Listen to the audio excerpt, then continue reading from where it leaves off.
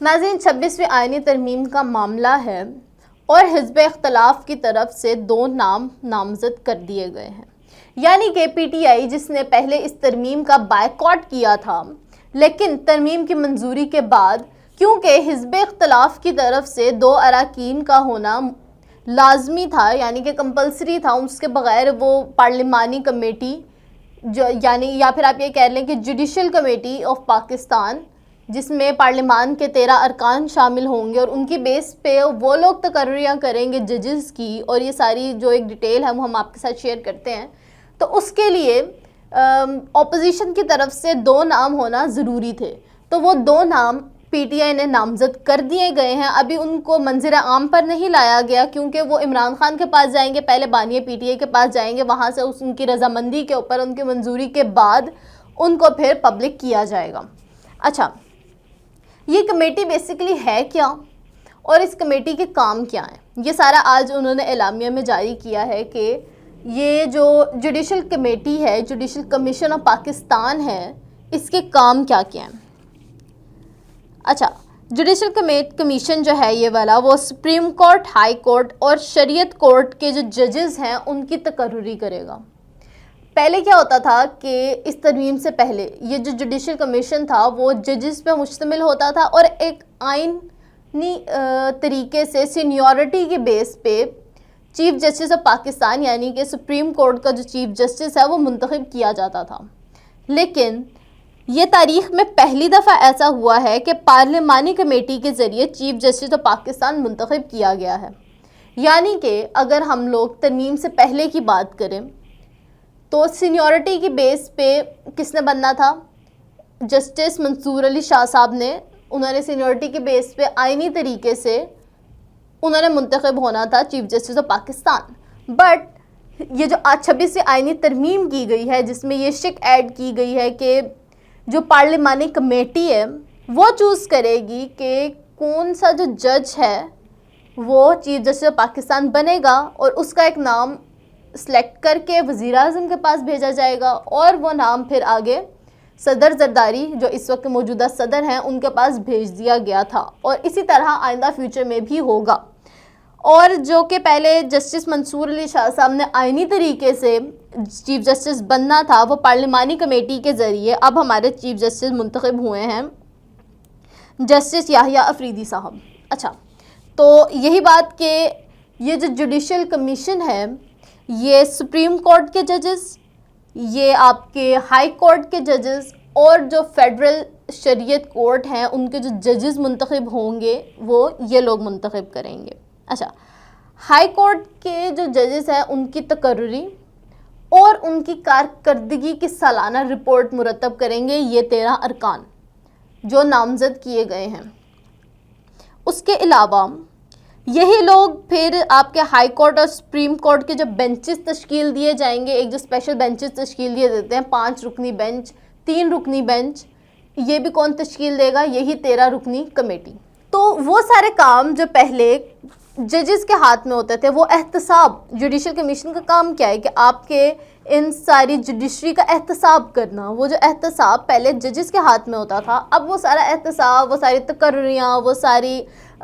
دیکھ لیں سالانہ رپورٹس وہ مرتب کریں گے پارلیمانی کمیٹی، پارلیمان کے ممبرز، یعنی کہ وہ جوڈیشری جو خود مختار تھی، وہ جوڈیشری جو کسی کو جواب دہ نہیں تھی، اب وہ پوری جوڈیشری آپ کی جواب دہ ہے پارلیمان کو۔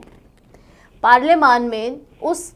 13 رکنی کمیٹی میں 4 ممبرز سینٹ کے ہیں، 1 اٹارنی جنرل ہے اور باقی کے ممبرز آپ کی نیشنل اسمبلی کے اراکین ہیں۔ تو آپ دیکھیں کہ کس طرح سے 26ویں ترمیم کے ذریعے جوڈیشری کو پارلیمان کے انڈر کر دیا گیا۔ پہلے آپ کی جوڈیشری ایک آپ کہہ رہے خود مختار ادارہ تھی جس کے انڈر آتا تھا پارلیمان، وہ جوڈیشری لائن حاضر کر سکتی تھی ان تمام اراکین کو۔ بٹ اب جب ان جوڈیشری پہ مطلب کہ آپ کی جوڈیشری میں ہی آپ کی یہ جو سسٹم ہے عدلیہ کا، اس کی تقرری ہی ان لوگوں نے کرنی ہے ان کی مرضی سے، ان کی پسند سے۔ پسند ان سینس کہ آپ یہ کہہ لیں گے ٹھیک ہے 2 حزب اختلاف کے لوگ شامل کیے گئے ہیں جن کا کلیدی کردار ہے فار دا بیلنسمنٹ، کہ تاکہ بائزنس نہ ہو، ایک بیلنس رہے، نام کا ہی بے شک جو بھی آپ کے 13 میں سے 2 ارکان اپوزیشن ممبرز ہوں گے، لیکن ایک بھی ارکان کی غیر موجودگی سے فیصلے میں کسی قسم کا کوئی بھی اثر نہیں آئے گا۔ اور یہاں پہ کوئی بھی اگر آپ دیکھیں کہ فیصلے ہوں گے بھی کیسے، سادہ اکثریت پہ 13 ہیں، 13 لوگ ہیں، 6 نے مسترد کر دیا، 7 نے مان لیا، وہ فیصلہ مان لیا جائے گا۔ تو وقت کیا ہے ان 2 اراکین کی، کلیدی کردار ہے، ان کی انپٹ آئے گی obviously، بٹ وہ جو اختیار ہیں، جو ایک میجورٹی کا اختیار ہے، وہ تو حکومتی پارٹی کی طرف ہے، چاہے وہ اس وقت حکومت میں پیپلز پارٹی ہو، چاہے وہ نون لیگ ہو، چاہے وہ پی ٹی آئی ہو، جو ان کی فیصلہ ہے وہ سنا جائے گا۔ بے شک بائزنس کے اوپر یا پھر بیلنس کے لیے 2 اراکین شامل کر لیے گئے ہیں حزب اختلاف سے، آپ کی مائنر پارٹی سے بھی شامل کر لیے گئے ہیں، لیکن میجر لوگ کون ہیں؟ وہ جو اس وقت گورن کر رہے ہیں، وہ جو ہر دور میں گورن کر رہے ہوں گے، وہی لوگ ہیں۔ اچھا، 13 رکنی کمیشن کے فیصلے اراکین کی سادہ اکثریت سے ہوں گے، کسی رکن کی غیر موجودگی سے فیصلہ اثر انداز نہیں ہوگا۔ طویل المدت کمیشن ہوگا، یہ جو ایک کمیشن اب تشکیل کر دیا جائے گا، یہ طویل المدت چلے گا، اس کی مدت ڈیفائن نہیں کی گئی کہ یہ 4 سال کا ہے، 5 سال کا ہے، ایک حکومت کے ٹینیور کا ہے، یا پھر ایک چیف جسٹس کے ٹینیور کا ہے، ایسا کوئی سین نہیں ہے، یہ طویل المدت ہے۔ یعنی کہ آپ یہ بھی کہہ سکتے ہیں کہ جب تک خدا نہ خواستہ ان کو موت برحق نہیں آ جاتی، تب تک وہ اس کمیشن کا حصہ ہیں۔ اپوزیشن کے اراکین کا کلیدی کردار ہوگا۔ اب اگر ہم دیکھ لیں کہ چیف جسٹس کے سلیکشن میں کون کون سے لوگ شامل تھے، تو اس میں 4 سینٹ سے لوگ تھے، مطلب 4 سینٹ ممبرز تھے، اور باقی کے 8 جو ہیں وہ نیشنل اسمبلی سے تھے۔ اس میں 4 نیشنل اسمبلی کے ممبرز جو پی ایم ایل این کی طرف سے نامزد کیے گئے تھے، 3 ان میں تھے خواجہ آصف صاحب، احسن اقبال صاحب، شائستہ پرویز صاحبہ۔ پیپلز پارٹی کی طرف سے 2 ممبرز تھے، راجہ پرویز اشرف اور نوید قمر۔ پی ٹی آئی کی طرف سے 2 تھے،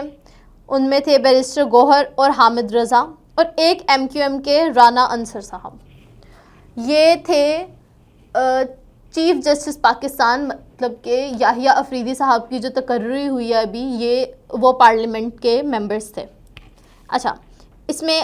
سینٹ کے کون سے؟ جے یو آئی کے کامران مرتضیٰ، پیپلز پارٹی کے Farooq Naek, P M L N کے اعظم نذیر تارڑ، اور پی ٹی آئی کے بیرسٹر علی ظفر۔ تو یہ لوگ، تو یہ وہ 12 رکنی کمیٹی ہے جس نے انتخاب کیا تھا کس کے لیے؟ چیف جسٹس کے لیے۔ لیکن اب جو جوڈیشل کمیٹی آف پاکستان یا پھر جوڈیشل کمیشن آف پاکستان جس کو کہا جا رہا ہے، ان کے فائنل ممبرز کیا ہوں گے، ان کی جو رپورٹ ہے، اس کے ان کے جو نام ہے پی ٹی آئی کی طرف سے، حزب اختلاف کی طرف سے، وہ بانی پی ٹی آئی کے سامنے رکھ دیے گئے ہیں، اور ان کی منظوری کے بعد دیکھنا یہ ہے کہ اب وہ 2 اپوزیشن ممبرز ملا کے یہ ایک کمیٹی کیا تشکیل ہوتی ہے، جو کہ ایک طویل المدت کمیٹی ہے، اور اس کی مدت کوئی ڈیفائن نہیں ہے کہ اس نے کب ختم ہونا ہے، اس میں سے ممبرز کب چینج ہوں گے، اور اس میں یہ جو 2 حزب اختلاف والا رول ہے اس کی ایک کیا وقت ہوتی ہے ان دا فیوچر، اور ہمارا جوڈیشری کس سائڈ پہ جائے گی ان تمام ترامیم کے بعد، اور ہمارا جو انصاف کا نظام ہے، ہمارا عدلیہ کا جو نظام ہے، اس کا کیا ایک فائنل سٹرکچر ہوتا ہے، یہ ڈیپینڈ کرتا ہے اس جوڈیشل کمیشن کے بیس پہ۔ تو اب دیکھنا یہ ہے کہ خان صاحب کن 2 لوگوں کو منتخب کرتے ہیں، کن 2 لوگوں کی منظوری دیتے ہیں۔ تب تک کے لیے ہمارے چینل کو لائک کیجیے، سبسکرائب کیجیے، اور ہمیں دیجیے اجازت۔ اللہ حافظ۔